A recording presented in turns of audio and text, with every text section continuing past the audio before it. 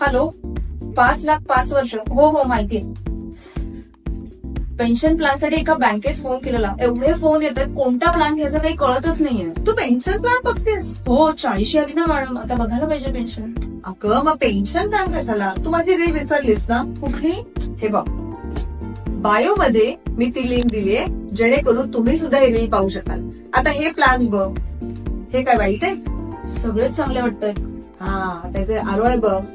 फक्त 5 आणि 6%.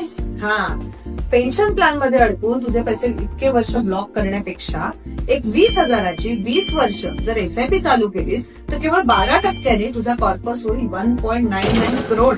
पण तेवढे पैसे पुरतील मला माझ्या रिटायरमेंटसाठी? मग एसडब्ल्यूपी सुरू करायचं का तू? SWP systematic withdrawal plan. Correct. जर एसडब्ल्यूपीने तुम्ही 1.99 करोड मधून जर 8% दरवर्षी पैसे विड्रॉ करायला सुरुवात केली तर दर महिन्याला जवळजवळ 1.25 लाख मंथली इन्कम म्हणून घेऊ शकता.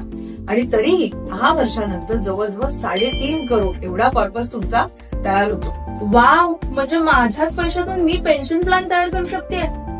वाव, संपूर्ण समाधान. मग असं संपूर्ण समाधान जर हवं असेल तर काय करायचंय? फक्त एक एसआयपी आणि एसडब्ल्यूपीचं एक सुंदर कॉम्बिनेशन तुम्हाला करायचंय आणि तुमचं मंथली इन्कम, तुमचं पेन्शन तुम्हाला तुमच्याच पैशातनं घेत राहायचंय. असं संपूर्ण समाधान देणारं प्लॅनिंग तुम्ही लवकरच करा आणि ते करण्यासाठी कुणाला कॉन्टॅक्ट करायचं हे तुम्हाला माहितीच आहे.